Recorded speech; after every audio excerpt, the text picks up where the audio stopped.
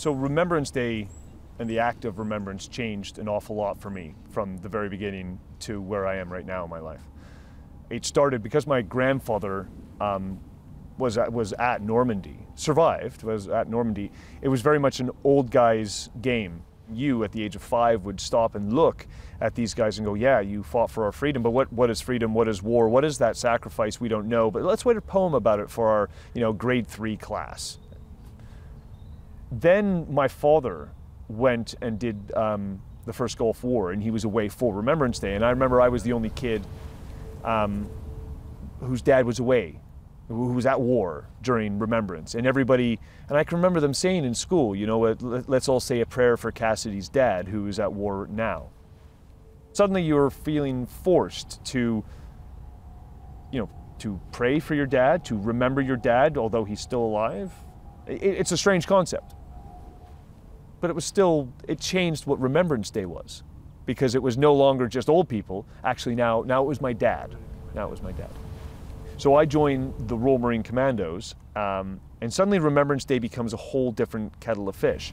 We held a service in Sangin during a ceasefire, where we had a mound of rocks and a cross made out of Apache shells. And guys had been injured and killed up until that point in Afghanistan. And suddenly you're in Afghanistan, doing a Remembrance Day service. It's like, well, wait a minute, am I remembering me? Like, is this what we're doing here? Is that we're remembering us? Are we setting ourselves up here for, it's quite possible the ceasefire could be broken tonight and we'd be in an epic fire and lose 3 guys tonight. And in that moment, when they have that minute of silence and you're sitting there thinking about it, the reality kind of seeps into you, and you kind of think to yourself, wow, I could be remembered tomorrow. Personally, it felt like I really don't want to say that, but it felt like a distraction. It felt like why are we doing this now? We're in Afghanistan. We're in enemy territory. Why are we doing this now and here? Let them remember us. Let somebody else remember us. I don't need to remember me. Well, then Remembrance Day completely changes for me, because I'm blown up in Afghanistan and I lose some friends.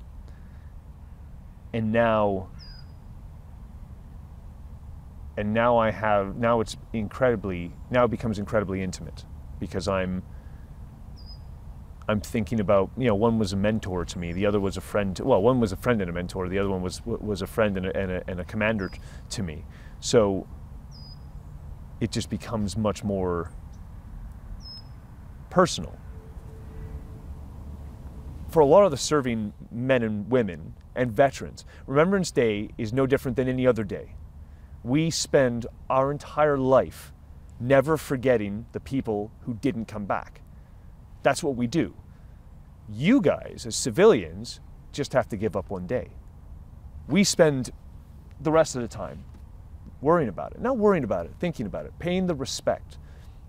There isn't a day that goes by that I don't think about the guys that died in that blast. But that's my responsibility. I took that on when I survived. It only costs you one day. In fact, for some, 1 minute of silence.